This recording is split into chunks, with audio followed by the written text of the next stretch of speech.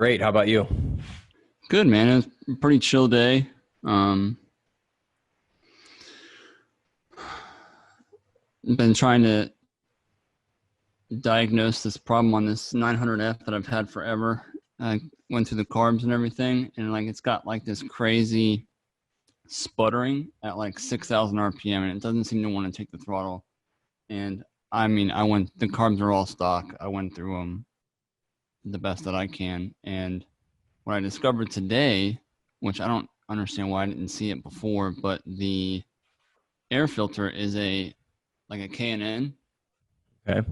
filter. And what I've seen happen is like on the ST1100 or whatever, people put the K&N filters into the system. And because the airbox is like very restricted, like it has like one tunnel out, anything that you change as far as the filter goes, because it's like sucked up into the case, so it's only breathing out of this tube type deal. It will it will definitely change high RPM mixture. Okay. And I asked the guy, I was like, "Did you put this new air filter in here?" He's like, "Oh, I don't remember." So instead of me opening the carbs back up, and doing that mess, I'm gonna put a stock filter in it tomorrow and see if that solves the problem. But other than that, worked on that today. Worked on a set of carbs from a 93 750. Don't you have a carb video on the bottle top style carbs, the Yeah. old carbs? Cool. Yeah. So that's what, 69 through 76, I believe. I think so. I think if I have that right. Yeah. So I'm going through a set of those right now. Yeah, dude, we just got back. Since it was a nice day, the family and I went to this place. It's called Cantigny Park.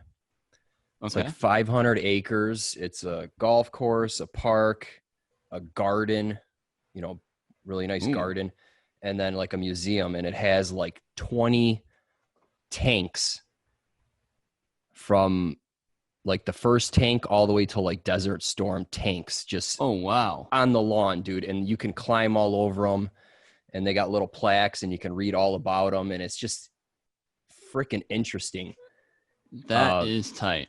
And they're Yeah. all like fully restored, or they're all like beat up and stuff. Well, I mean, they're together and they're painted. They're all there. But you read some of this stuff and it's like 7 inches thick of steel, top speed Holy 40 crap. miles an hour. It can climb a 3-foot wall, shit like that. And it's just like mind blowing, dude. Oh, man.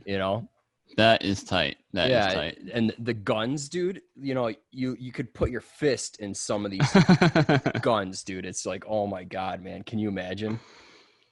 Nope. I can imagine that coming towards me. I'll tell you that. Yeah. My wife took a bunch of pictures. I'll probably post them in this episode because it's just crazy, dude. So it's a nice place to go to. That is tight. What's going on, everybody? Welcome to episode 9 of the Broken Moto Show. I am Cody from Motorcycle ND. This is Matt from How to Motorcycle Repair. We collaborate on a series that we're calling the Broken Moto Show, where we take in questions from viewers just like you with motorcycle issues, and we discuss them. We drink some beer, talk about possible outcomes of what's going on with the bike, and hopefully provide some type of value for you guys when it comes to whatever issue you're having with your bike. Matt, how can I get a hold of us? So the email is askbrokenmoto@gmail.com. Did I get that right? You got it. Okay, good. So here's what you do. You submit your question to that email. Be descriptive. Put the year, make, and model in the description. Mileage, first name and location, and videos and pictures are a big plus because then we can just drop them in this show and share it. And I think that helps answer some questions as well. Like, even though you don't mention it, we'll pick something up in the video, which super helpful. So absolutely. Even like a smallest picture, you're like, that shouldn't be like that. That's a different exhaust, or that's a weird air cleaner. Right. And there you go. That kind of gets the discussion going on what it could possibly be. I'd say that this set of questions that we're about to dive into I feel like they were well explained. They had some really cool, or helpful pictures and videos. So This is a pretty thick sode, I'd Yeah. say. Yeah, I think we can, except for maybe one question. No, I think that's the next one. Anyway, but yeah. All right, you want me to get the first question? Are you drinking a beer? Yes, sir. Almost. Good old Moon Man? Yeah. Sweet. I cracked a new one. What you got? This one's awesome because it's playing off of retro video games. You see the old controller? Yeah. You see it? So it's from Three Notch Brewery, which is a local brewery from Charlottesville, Virginia. And they went and they did a collaboration with this place called Trapped, but it's called Bowser's Favorite Blonde Stout. Wow. And I would give this a solid 8 out of 5. I'm sorry, 8.5 out of 10. 8 out of 5. Way above the list. Yeah. No, it's really good. It's really good. I'm really excited about it. Nice. Cool, man. What video game system did you grow up with? Dude, I grew up with probably obviously the first gray version, Generation 1 Game Boy, and upgraded every single one. Then we went straight into PS1, PlayStation, and then it was the Holy Grail when the N64 came out. Gotcha. So, what about you? Well, dude, things were happening fast. I remember we had Atari 2600, I think, and then I think Nintendo came out, but since we just had Atari, that my parents weren't going to drop another. They're expensive, right? Oh yeah. So I think we waited, and then the next one was TurboGrafx 16, which was a bust. I don't know if you ever heard of that one. I've never heard of that. Look it up, like Bonk's Adventure, and it just because everything was, I believe, 18-bit, and then TurboGrafx was 16-bit. Yep. And that's it just never made it in terms of games and stuff like that. And then after that, it was Sega Genesis. Yes. So we had Sega as well.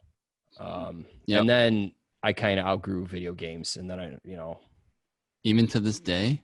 Well, I got an Xbox, the original one, and I got it. I got a bunch of emulators on it, so I got like thousands of games on it. Oh, like, sweet! I can do the Nintendo emulator and all that good stuff. But dude, I don't have time for that right now. Yeah. See, the funny thing is I'm usually not a big gamer either, but I need something to distract me from work and business. So my wife actually bought me, I have an Xbox One. My wife bought me the Live so I can play like multiplayer. I'm digging it, dude. Like if I'm off, like usually I play on like the Monday night because I'm off on Tuesday. I'll stay up till like 2 a.m. playing, trying to do something on there. But the funny thing is like one of my guilty pleasures is holding on to those types of systems. So like when I married Jackie and when we started to do the whole move-in thing, she realized that I have every console that I've ever had saved in every game. Like I just collected them all. Nice. So Sega Genesis, all that stuff, I have them. They're all working. And for some reason, I'm just like, maybe one day I can just pass it on to a kid who will appreciate it, or my kid or whatever.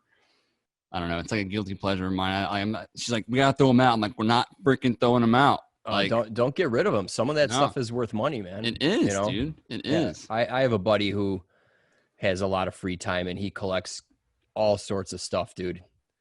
Yeah. He even has a guy that he knows at the thrift shop. He's like, hey man, if anything comes in, put it aside for me. And then they think he's got like a side thing going on where he gets all these games. I'm just like, holy shit. That's killer, man. Cool. Yeah. All right, let's get in this question. I will throw in one thing before we begin. I think we have answered a lot of questions, and I think it could be time that if you guys have listened to this and you you received help from here, let us know what happened. I think it'd be cool to kind of hear back from some people. Say, hey, that was a dumb response and it didn't help at all. I'm still stuck. Or maybe it did help, or it helped you kind of point towards a different direction. I think that'd be really cool to hear, because we probably answered 30 questions. Wait. Yeah. Yeah. Yeah. So like maybe like an update video, you're saying? Yeah. Update video, update response, and just make sure that you highlight, which question it was and who you are. We might be able to cross-reference, and then we can make that a whole little episode as well. Yeah, go first full circle, and then everyone learns what the outcome was. Yeah, because one of the biggest things that we do in the shop is like, cool, you have a problem, and maybe I never, like, if the guy beside me, if he fixed a problem that I saw in the work order, it was running rough or whatever, I'm like, yo, how'd you fix that?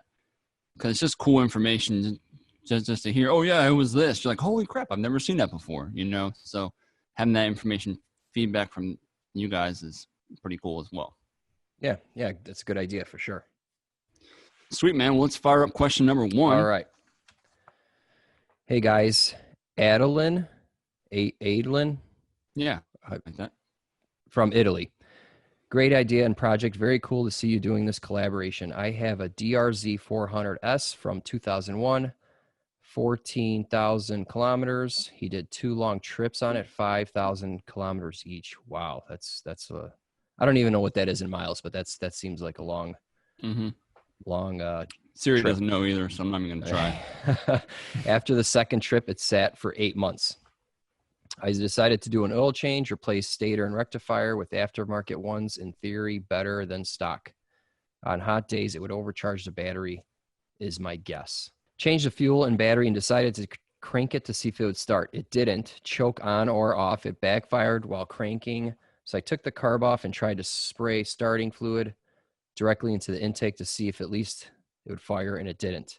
He cleaned the carb. It's a Mikuni BSR 36 CV carb, and the ultrasonic, taking it completely apart and bought a new set of jets and seals while I was at it.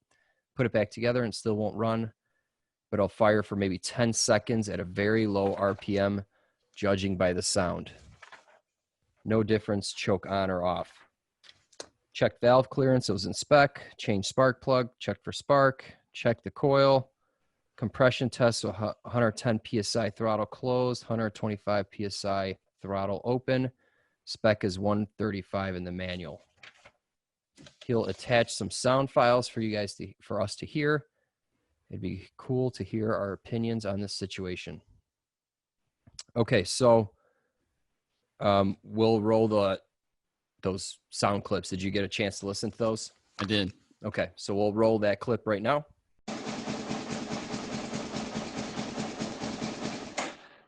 Okay, so in that clip, one thing I noticed is that the RPM is way low. Mm-hmm. And with these 4-strokes, they like to idle at like 1,800 to 2,200 RPM. So I think, I don't know why this would come out of adjustment, or maybe if he tinkered with it when he was cleaning the car, but try to get that idle screw screwed in so the thing, or when it's running, try to get this thing to idle higher, because it's barely running in that clip. Right. Did he say that he bumped the RPM up, or is that different? I think that was a different question. Okay, yeah, that's good advice. That's good advice. Yeah, because it definitely sounds like it's like at the lowest that it could ever be. Right. It almost sounds like it's running with the choke full on. Have you ever heard like a bike that's kind of like, and it's like, turn the choke off. Yeah, and then like, so I mean, it sat for 8 months, so yeah, it could definitely get dirty. That's a pretty short time, but yes, it could get dirty enough to where it won't start. So then you decided to take the carb apart. So since you had the carb all apart, I would make sure you got the fuel screw, pilot jet passages all clean. Make sure you reset the fuel screw to whatever, start at the factory spec. get the idle screw turned in and see if it'll run better. Yeah. And then fine tune the fuel screw and idle screw. And I think it should be okay. I mean, that's nothing's really changed here. Right. What I picked out of this, and this is like a quote that I tell all of my members inside the inner circle, because usually they have a problem after they mess with something. Right. Okay. So what was the last thing that you did? And in his message, he said that he went right after a charging issue, kind of like just threw 2 parts at it. It's only 2 parts that are really a part of that charging system. He was talking about it overcharging when it was hot. We know that regular rectifiers run hot. That's what they're designed to do. That's why they have fins on them to cool them down. Right. I would even go as far as to say that Suzuki, from what I've seen and what I've heard, have kind of an issue with their regular rectifiers, especially on like the GSXRs. But regardless, he replaced 2 parts that were aftermarket. I went into the parts fish, Matt, and I saw that the stator has the conjoined pulse pickup attached to it. Okay. So he replaced the stator, an aftermarket stator, or he replaced with an aftermarket stator that had also an aftermarket pulse generator. Pulse generator is all ignition timing. Yeah. So I was thinking either flywheel setting is off, potentially, if he didn't line it up with the Woodruff key, because this one looks like the, from what I could tell, the stator's mount, I think that the flywheel mounts over top of the stator on the case, right? So it's not like on CBRs where it's opposite. Yeah, and I think the pulse generator is on the outside of the flywheel, right? Correct. Yeah. So he has to remove the flywheel, remove the stator, put it back on, then button it back up. So there's a chance that he got the stator off. I mean, the flywheel off, which would throw off ignition timing, because he also said that it backfired one time when he was trying to start it. And if you've ever heard of a bike, like if you're doing points on a bike and you have a 180 out, it'll bam. Usually because the ignition timing's off. Yeah. So that was my first thing. It actually shocked me that he had videos of it running. Right. You know, but something's off. Something doesn't sound like it's right, obviously. Yeah. So if he has the stock stuff laying around, throw it back in. Yeah, exactly. Because likely the charging issue, if it was overcharging, is going to be a regular rectifier problem. So you can throw the stock stator back on there because it probably didn't have a problem, probably didn't have an issue. And then that's what I would test, dude. You know, because if it's an aftermarket pulse generator and it's junk, because aftermarket's not necessarily better than stock. Yeah, that's true. And that's what he was thinking. Right. So that's the route I would take. The last thing he did, even though it did sit for 9 months, that carb had to be cleaned regardless. Right. I think he was on the right path for that. And I think he might have it good enough to where it's trying to fire. It's hard to say. Yeah. That's my 2 cents on that. No, that's a good point, because that's what he changed. Right. Then it sat, and then he dug into the carburetor. So we have the electrical and the carb that was messed with in 8 months. So that's where you got to look. Nice. I think that's stuff to take home to your mama. Cool question 2. Yep. All right. Hey, Matt and Cody, love your new show and great to see the collaboration. Stoked. Bike, 1996 R1100 GS, 62,000 miles. This is a BMW, which was actually a little bit strange territory for me, Matt, because I have never actually had to search for BMW stuff.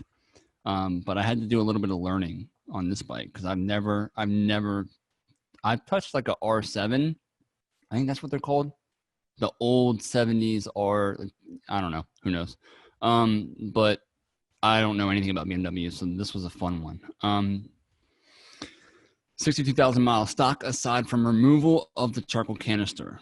Fuel injected, this is a fuel injected miles. I believe it has 2 injectors. Okay. Symptoms: periodic on throttle, hesitation, stutter. It is most pronounced after an extended downhill off throttle coast to a stop. When I am back on throttle to start at the bottom of the hill, excuse me, after about 5 to 10 feet, I lose power momentarily. Then the engine catches, but at significantly reduced power for up to 10 to 20 seconds. If I blip the throttle to increase revs, it usually corrects itself. The symptom also occasionally expresses after filling up. So after he fills the tank up, which is kind of an odd one. The other symptom, I believe, related is during the transition from open loop to closed loop fueling. I have a similar period of reduced power, then the engine catches again and runs normally. Troubleshooting. So he did some time to ask around and do some probing. The BMW community is full of sideline coaches and amateur diagnosticians with several ideas how to remedy. So far, I've tried cleaning and syncing the throttle bodies, calibrating the throttle position sensor, replacing the fuel injectors, fuel filter, and Hall sensors. Runs much more smoothly, but still has the problem. The last thing I did with some positive effect was to remove the plug that tells the Motronic unit to use the O2 sensor. Key sentence. This forces the bike to run in open loop fueling. Problem cured, or at least masked, but not a good scenario for my catalytic converter on fuel mileage. Before I continue to throw more time and money at this problem, I would love to hear your thoughts. Cheers, my brothers. Matt from Worcester, Vermont. P.S. Thanks for all the help resuscitating back to life my wife's 82 CB450SC Nighthawk.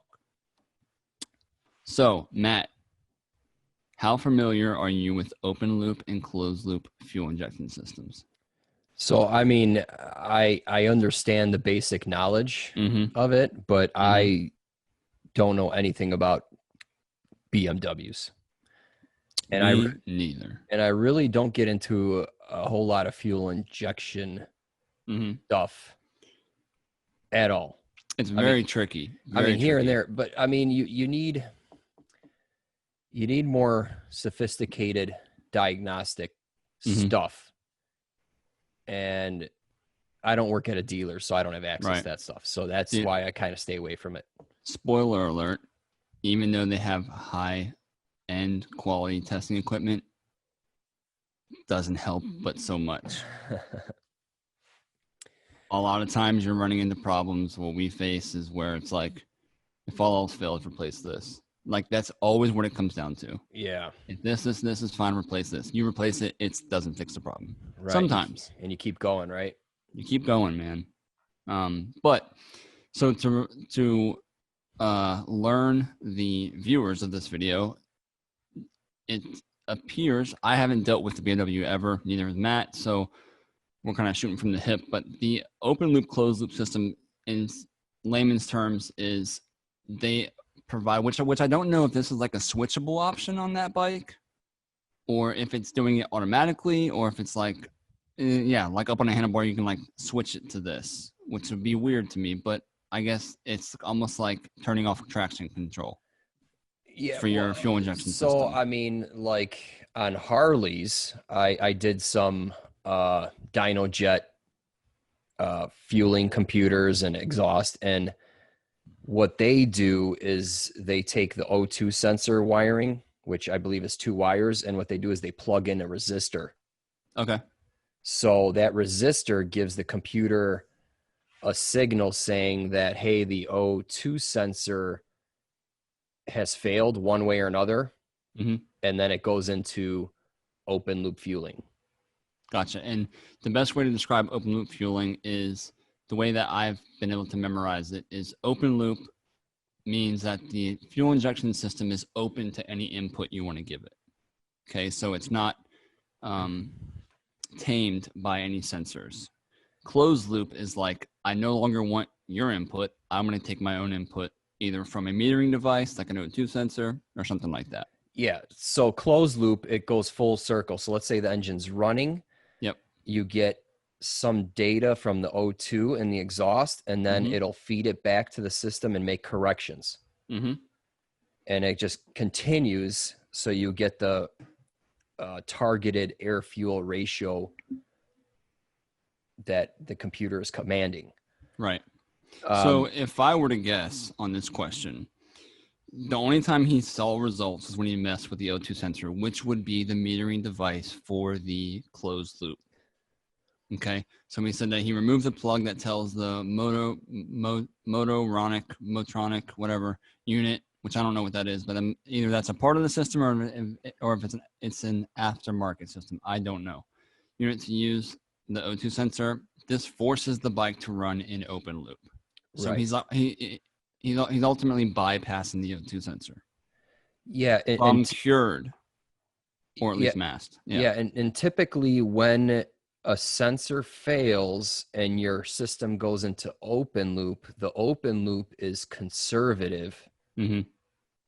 So, I mean, just think of it from a logic standpoint. Like, that's what manufacturers of ECUs try to do. Like, so what am I trying to say here? So if it goes into open loop, the thing's probably rich, or it goes to the map table with no feedback. And it's probably running richer than when he had the problem. Right. To me, it's like going from on an automatic model, you can go from touring mode, like on the new 1800, you can go from touring mode to sport mode to different conditions. It's just changing the mapping, whether that's allowing more input from the throttle or higher revs, who knows? But it's just changing the mapping. Right. And taking its input from somewhere else. So to sum this up, I feel like if he's having to bypass the O2 sensor, the bike's got 62,000 miles, which is kicking it, So I looked on Parts Fish because I wanted to see if this was fuel injected. I wanted to see if it had O2 sensors, and I looked at all that stuff, and the O2 sensor is like almost $400. Jeez. So I think he's bypassing the O2 sensor because he doesn't want to buy a new O2 sensor. Yeah, but that's steep, man. It is steep. It's very steep. And on Honda's TRX 420s from 2017 to now, we've had O2 sensor problems. And I'm not saying that like this is his problem because it's two completely different fields, but O2 sensors, I'm just saying that to say that O2 sensors can go bad. It's not like it's like rare for an O2 sensor to go bad. But it sounds like he needs to replace the O2 sensor because he didn't replace that in any of the description that he told us. And now he's having to bypass it, and that's masking the issue because it's running in the open loop.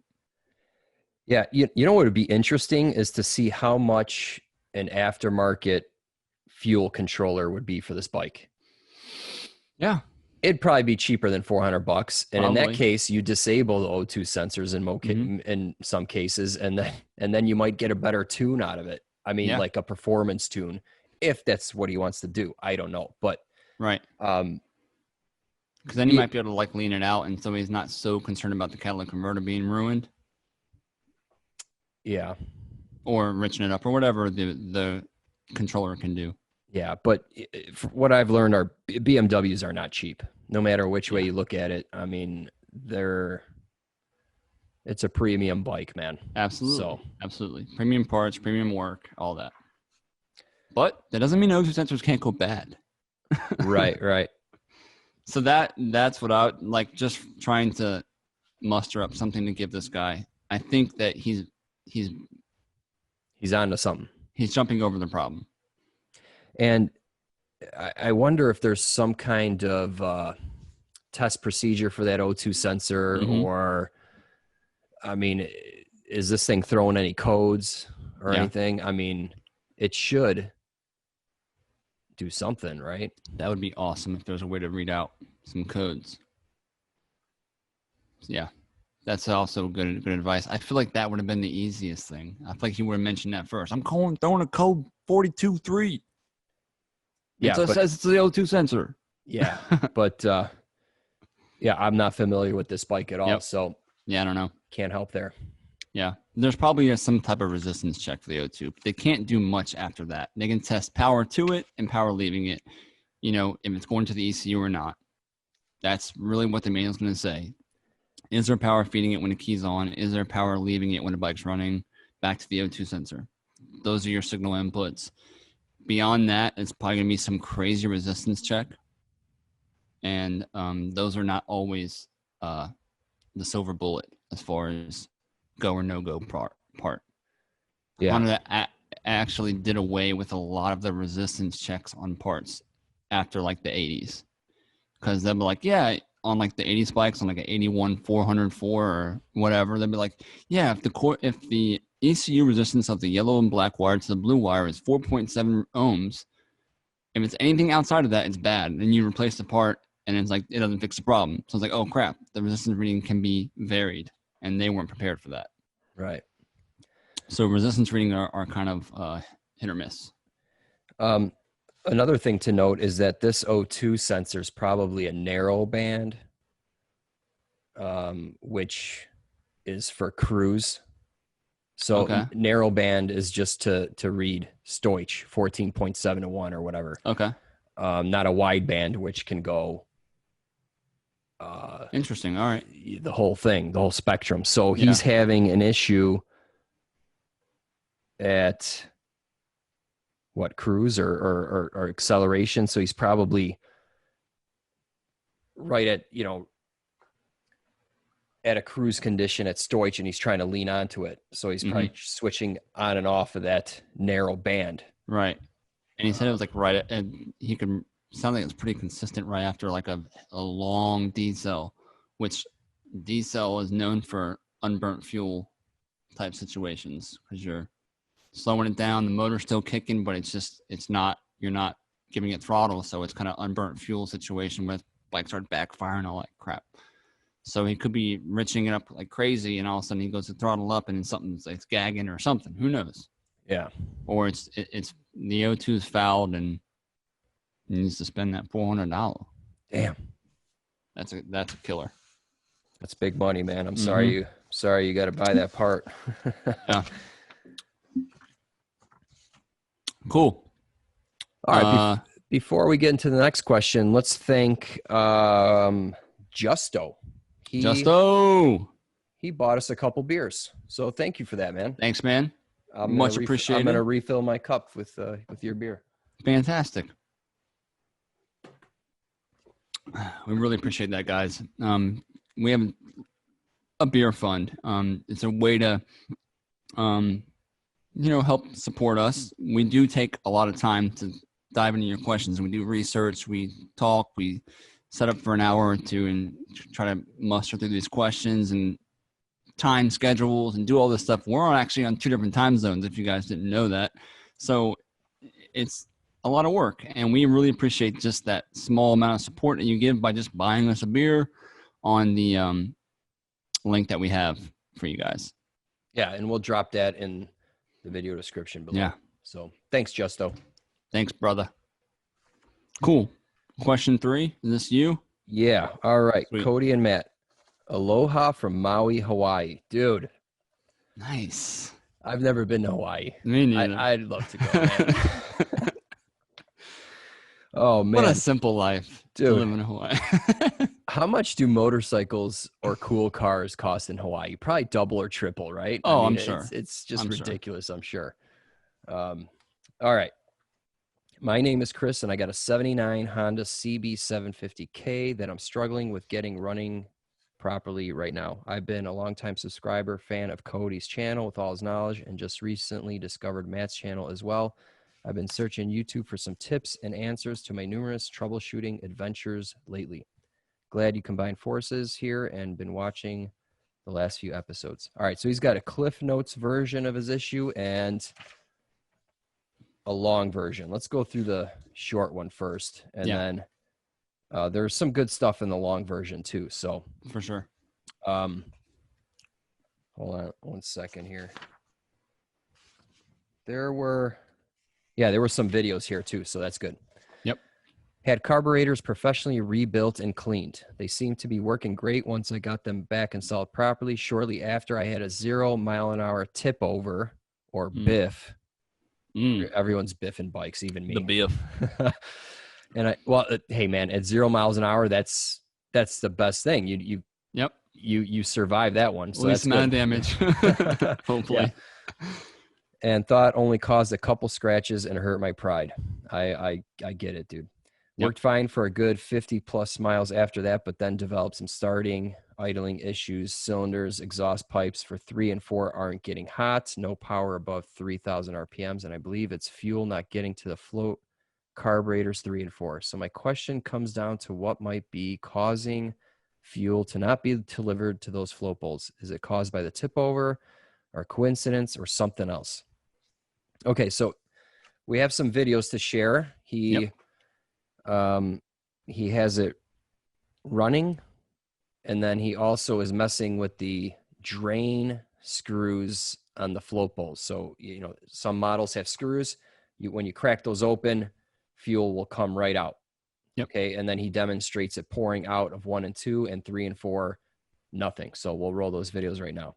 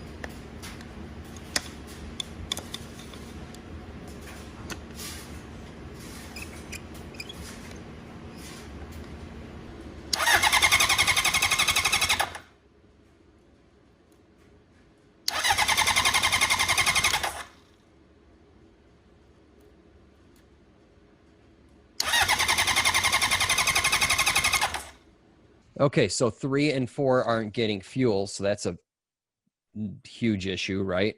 Yep. On this model, are there 2 fuel lines that feed? No.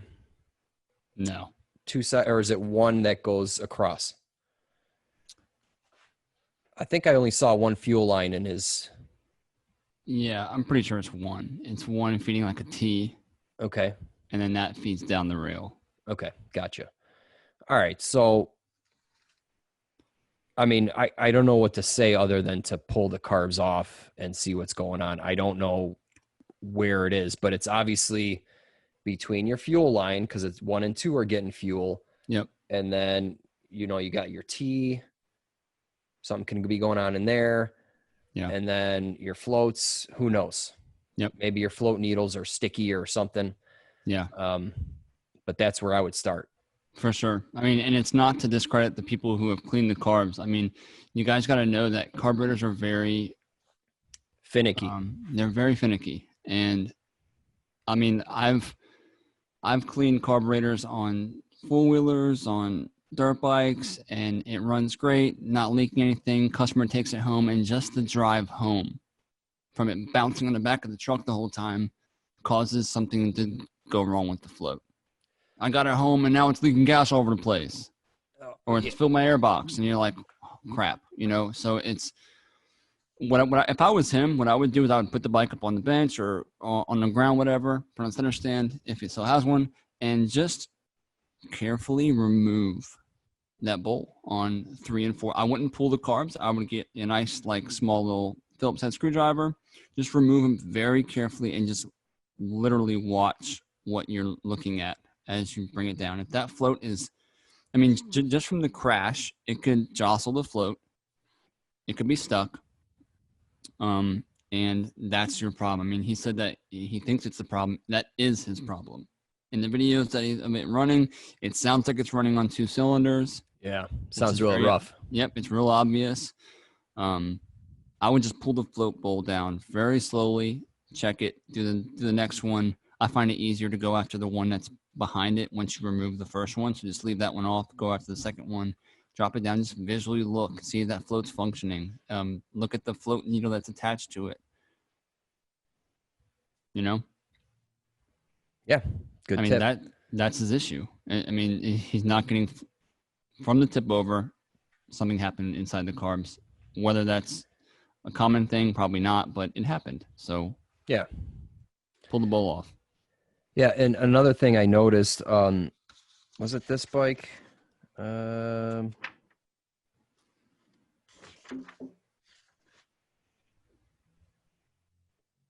Is this the one that had the fuel filter and the worm gear clamps and all that on there? So, I mean, I would get rid of all that stuff. Just go straight fuel lines, get the correct size fuel line, which should be what, 5.5 millimeter or whatever on this one.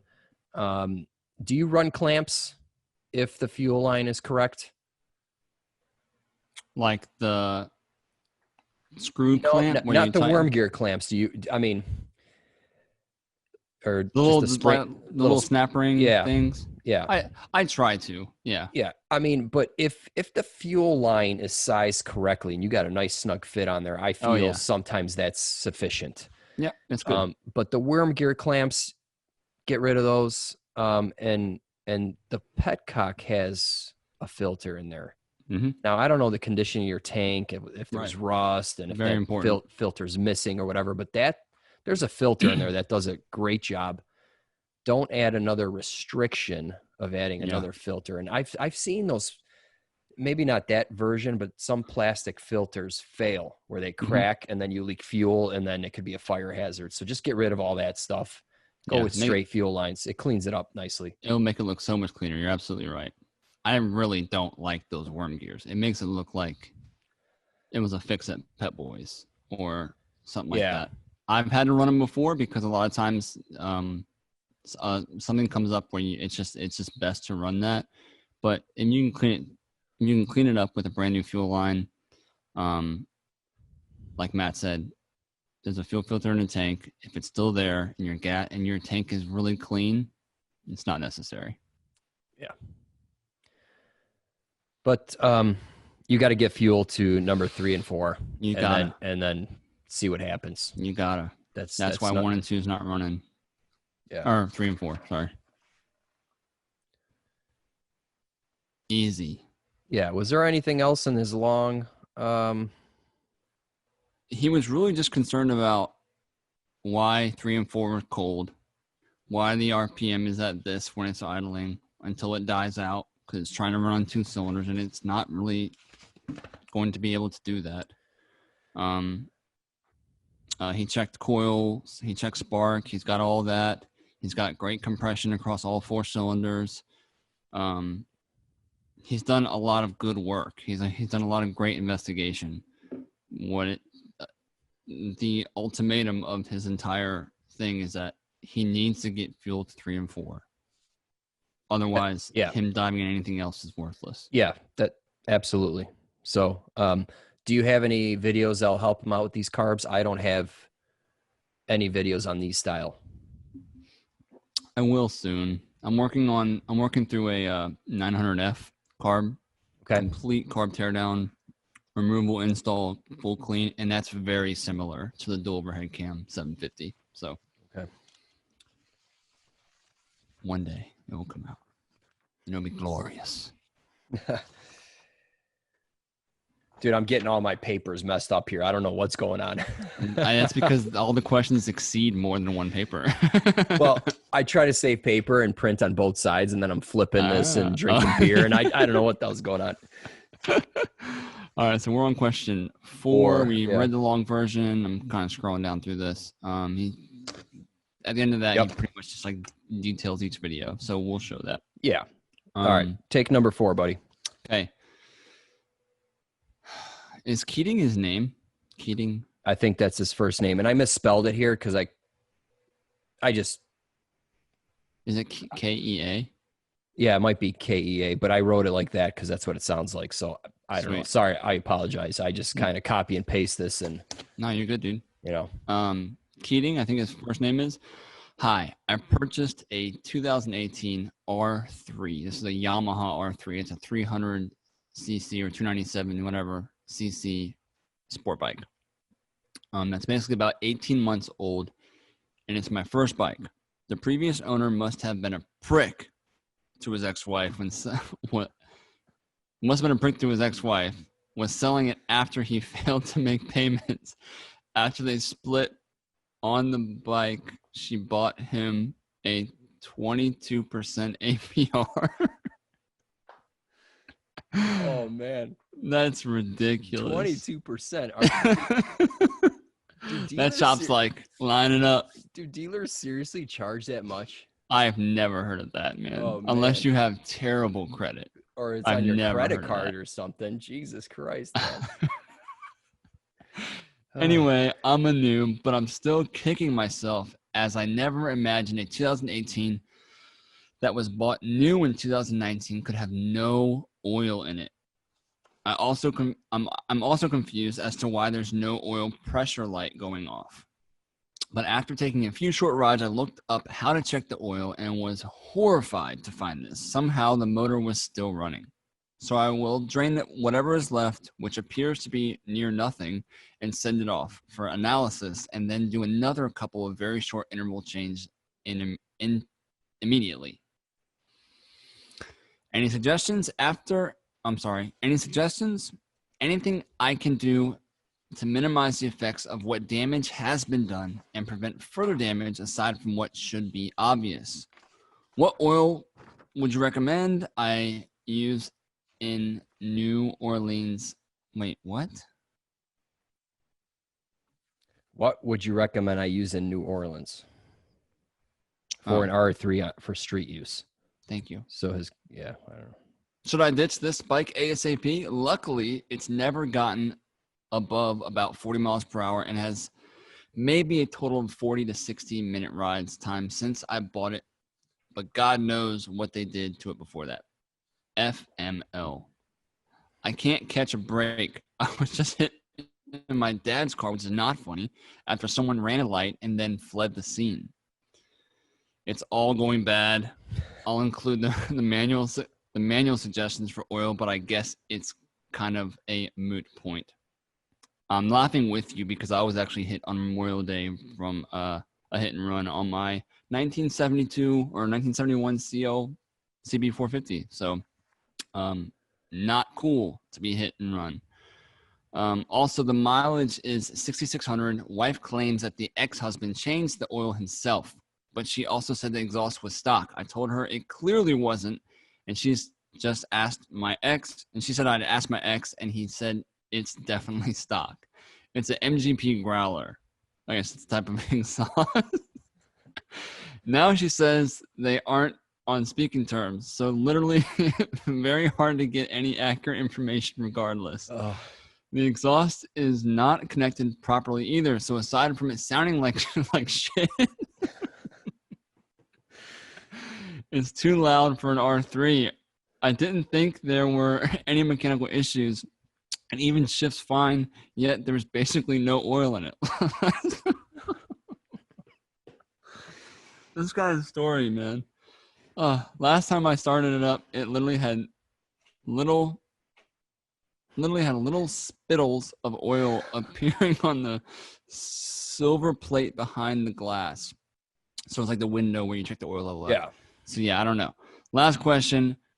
Should I just drain it, fill it, run up 30 minutes at idle and drain it immediately with cheaper oil or high quality oil, or drive it a few miles, a couple of hundred? I'm tempted to fill it after draining it and then running it for a couple of miles, literally, and draining it. I guess how much oil drains out and what it looks like can inform that a bit, but I don't see how much can come out of when nothing shows in the sight glass when the bike is balanced. Man, that was brutal to read through. Oh, my face is red. I'm laughing. Holding it in. All right, I'll let you answer first, and then I got some stuff to add. So, Okay. So those 300s don't use a lot of oil. It's maybe like a quart and a half, if that. Maybe a quart and 3/4. It's not a lot of oil. Okay, so if the guy probably didn't change the oil in it, or if he did, he either didn't check it right or whatever. So the cool thing is that nobody these days are really making bad bikes. Okay, so the reason why I say that is because you can run. I've seen many bikes run very low on oil and be completely fine. Okay, as long as there is oil enough to slosh around the crank and get up to where it needs to be, it's going to lubricate something. I think he's maybe a little dramatic on it being no oil, but there's probably totally less than what should be in there. It's not in a cyclist when he stands it up upright. Obviously, it's low. It's probably at least a half a quart low. But if it's just a half a quart low, there's no real issue there. Obviously, you do want half a quart more in there for it to properly clean itself, lubricate, all that stuff. But if I was him, I would change the oil out. I wouldn't send it off to analysis because that's a waste of time. If there's any damage that's been done to the bike, it's already done. There's nothing you can do about it. There's nothing you can prevent it from doing it more or whatever. Once metal hits metal, it ruins itself. Okay, so the damage is done if there is damage, and there may not be any damage. I would change the oil out. I would use a high quality oil, make sure it's at the right level, change the filter out, run it. Change it in about 600 miles, and then I would extend it out to even 25 to 3,000 miles after that. Use a high quality oil. I would recommend. Honda says on their bikes after 2006, 10W30. I don't know what climate you're in. If it gets below zero, run a 1030. It makes it start a little bit easier. If you're up skyrocket to 120 in Africa, run a 1040. He's in New Orleans. New Orleans, that's right. So 1030. You can use Yamaha Lube, I think is what it's called. I have a sneaky suspicion that Yamaha Lube, Cowie Lube, Honda Lube all comes out of the same place. Who knows? It's all going to be fine. Use any motorcycle oil, you'll be fine. So, well, here's what I want to add. Like, all this one-page info of all these issues, but it doesn't sound like he changed the oil yet. So he's kind of getting all excited about something that may not even be an issue. So what I would do is add oil and see how much it would take to just get it up to the glass. Yeah. Okay. I mean, you're going to change it anyway. I mean, just put some oil in it. Right. And see how much it'll take. I mean, if you dump in a quarter quart and it comes up, or a half quart or whatever, you're fine, dude. Yeah. Another thing you can do is don't add the oil and drain it and measure it. And then compare it to what a full oil change will take in the manual. Obviously you got the manual because you gave us a picture of what oil it's supposed to take and whatnot. So do that. But yeah, I mean, add oil, change oil, whatever. But the thing's running, man. Just keep going. You know, you bought it, you own it. Yeah, don't send it out for analysis. That's a waste of time and money. Right. That's not going to tell you anything or make you feel any better. Yeah, it's. I think it's going to be fine. I mean, I've seen bikes come in with that low of oil, not in the glass, and you're like, "What are you doing?" You know, I tell the customer, that it's not, the oil's not on the dipstick at all. You know, you realize that. Like, no, I didn't even know. Well, from now on, check your oil. You know, it's not like we need to rebuild your motor. You know, it's not necessary. It's just, listen, you messed up once. Let's try to do this again. Hopefully he does. But I've told this to I think I've said this before somewhere, but the standard for motorcycles to burn oil is a quart every 1,000 miles. They are allowed a quart of burned oil every 1,000 miles, which is a lot. So are cars. It's just crazy. Right. That's but worse these than companies aren't doing it, you know? Yeah. That's crazy, man. It is. It is. So your oil will drop, and I don't think the guy ever changed the oil. If he did, every service interval on any bike that I've seen is within the first 600 miles. Then after that, it's at 4,000 miles. And even then, if you look at maintenance schedules for bikes, like for Hondas, they're actually skipping the second interval for oil change, which is crazy to me because you have a checkup at 600 miles, you have a checkup at 4,000 miles, then you have a checkup at 8,000 miles. They're saying to skip the oil change at 4,000. And it's really all comes down to EPA because they don't want to be throwing away all this oil all the time. But to be totally honest, at 4,000 miles or 5,000 or 6,000 miles, that oil is low. It's low and it's black. Change but it. it's your job as the owner to make sure that's at the right level. Just because it's black doesn't mean it's bad, but it's your job to make sure it's at the right level. Yeah. Dude, my brother just told me he's got a 2000 something XR70, you know? Mm-hmm. And he's like, dude, I mean, it's been smoking for like on D-cell and it's, you know, whatever. Okay. Yeah. He's a grown man on a little bike ripping the hell out of this thing. Okay. But anyway, he's like, dude, I checked the oil, wasn't even on the stick. And how much does it hold? Like 3/4 of a quart, right? I'm like, yeah. He's like, man, I poured more than half a quart in this thing. It was so low. Oh, so no. I'm like, ouch. Oh, so, man. I mean, he had little to no oil in that thing. He's burning it. Yeah. He's definitely burning it. We know it's burning, yeah. but nothing to, you know, we're not going to do anything about it. Right. It's really hard to kill those XRs. Yeah. And if you do, then you just deal with it then. I mean, it's a pretty simple motor.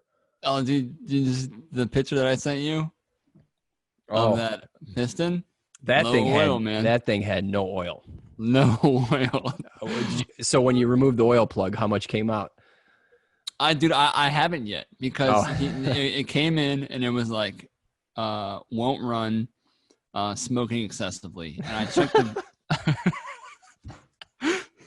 So what was it making noise? I mean, that thing was like it turned over. It turned over and I didn't like something sounded like it was like cam chain or something. It was like some kind of rattle, but I couldn't get it to start obviously because it had no compression. Yeah. So I called the guy up and I was like, we're gonna have to go through the top end. I don't know what I'm gonna find yet, but you have no compression, and I couldn't get a valve like when you open up the valve caps on a 4-wheeler or a dirt bike, and the gap is so excessive that you can like with that, like there's something wrong. Yeah, you know, like something's worn out. You just know from experience. So that's what happened. I was like, there's gonna be a bunch of problems. I ordered a wise to go like I ordered a bunch of stuff just to redo the head, like so from the cylinder, like rainy cylinder, all that up, and I can't get the cylinder up. I'm like, you know, trying to get the cylinder up. I noticed that the scoring inside the cylinder. I'm like, oh, this is gonna be way worse than what we originally thought. I pull it up and I'm looking. I'm like, oh man, I can't even rotate the piston. It was stuck, you know. Like it was stuck in a position that it should, and I could like force it on the pin boss, but so I knew the crank was bad too because the top end of the crank rod. And then I sent you this picture, which I'll show here, of the skirt missing off the piston, and at that point, so you're splitting the cases on that one, right? Well, honestly, I don't want to touch that motor. Okay. I will, but at that point. What I try to do is to kind of price them out the door. And this is total transparency for anyone watching this. Like I try to price it so high that they will realize that it's not worth it. Okay. Because you can split the cases. You can replace every bearing inside the case. You can go after the whole transmission, replace every bushing on the shaft. You can flush out the entire oil cooler system. You can do all of that stuff. New oil pump, but you're talking parts. And labor, right. Exactly. And parts are not cheap from factory Honda. And so what is this thing again? 250? It's a TRX 250EX. Okay. I think it's a 01. Okay. Great quad. Great. The body's in immaculate condition. The rims and tires. He just put brand new rims and tires on this thing, but they didn't check the oil. Yeah. So I told him, like, the original estimate was this much, and if you want me to do this, which I don't mind, but we're talking 4,000 plus. Damn. And in that mind, I can kind of convince them, like, look, this is not really worth it. You can get the same exact unit for $2,000, and you just have the parts bike, because it's going to take me more than 2 days, dude. Like, more than 2 days worth of time of 9-hour shifts to take the motor apart, clean it, and then if I put it all back together, there's a small little speck of piston skirt that I missed somewhere. Guess whose fault it is? Yeah. Well, I guess my question is, the bottom end needs to be gone through on that, because that shit went everywhere. If it was a two-stroke, it'd be a different story. The cylinders, but I don't even know inside how the crank weights can spin the metal down into the case and then just like buries itself into the casing. I don't know, but it needs a new crank. It needs new everything. Yeah. And you know what? I get customers that bring me stuff. Oh yeah, I just bought it or whatever. And then you have to have that conversation with them. Right. Where, like, hey, this thing is not worth working on. Go find, for what you're going to spend, just go take that money and find a mint bike at the end of the season or whatever. Like, exactly. Dude, you're going to spend thousands just to fix this. Right. And it won't be, Right. That's a hard conversation to have with people. Because I'm in the business of making money, obviously, but like when it comes to that kind of stuff, I don't want your money. Like, I'd rather you just get something that's like worth it, because it's not like it's just tough, man. So like the funny thing is he was in there. I was like, listen, I would explain this to you over the phone, but I'd rather you just come in and like visually see what I'm talking about. Yeah. So he comes in and he's like, oh God. And I was like, yeah. And I was like, we're talking a minimum $4,000. I won't touch this thing without $4,000, because we're already at this amount, and I priced out this, whatever. And he's sitting there and he's looking at it. He's like, well, I mean, it's got to be fixed. And I was like, whoa. Just listen to me. Take a day. Yeah. Take a day and just look online for the same exact unit, see where you can buy it. And he's like, okay, that's fair. I kind of have a feeling I'm going to go back in tomorrow and he's going to be like, do it. You know what, though? Like, you can literally take that bike in pieces and part it out on eBay and make some money, and then just go find a used one. I mean, dude, my brother parts out bikes. He'll buy a mint bike and just part it out, and he'll make a lot of money on it. Yeah, like twice as much. Yeah, it's crazy. Yeah, I know. So, hey, that's an option. We say all that to say that check your engine oil, because when it's low, it can wreck the motor. But hey, I didn't look, but does this R3 have an oil light?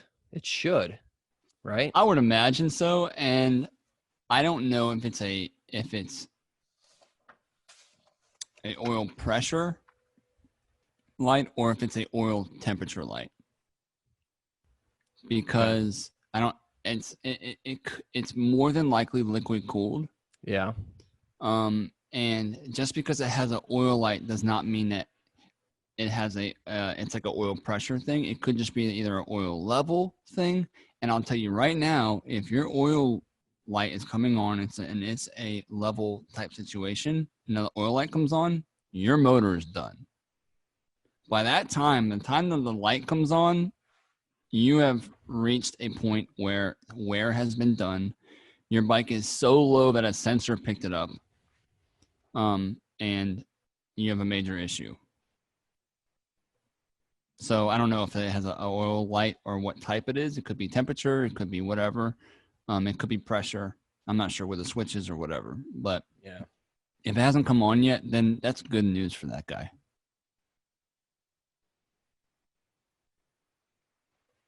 Sounds good. Yeah. All right, man. So that was 4 questions in this That was episode. 4 questions. Yeah. Fantastic. Want to close this out, dude? Yeah. So you guys have a tech question, submit it to askbrokenmoto@gmail.com. Yep. That's it. What else you got to add? You can check out, you're not on Instagram much, are you, Matt? No, I have like 2 posts or whatever. Why? Ah, dude, between YouTube and Facebook, it's Yeah. just another one to add, and I'm not that good at it. Do you So- post a lot on Facebook? A little bit, Okay. but not much. Okay. Well, cool. Check out Matt's Facebook page, Yeah, there you go. How to Motorcycle Repair, as well as my Instagram /the Motorcycle ND, and the Facebook page as well. And on the Instagram page, I tend to post more things that I see inside the shop, which is kind of cool. Yeah, I see those, if you're like the interested in piston. Yeah, like the piston. So check me out on Instagram. Feel free to subscribe to my mailing list. I give a pretty cool cheat sheet out to you guys for free for joining in. I got apparel and that kind of stuff too. So every new video comes out every Tuesday for the Broken Moto Show. Again, thanks everyone for buying us a beer. Yes. Thanks, Justo. Thanks, Justo. So until next time. That's it. Awkward pause. Later, guys. All right, guys. See ya. Take it easy.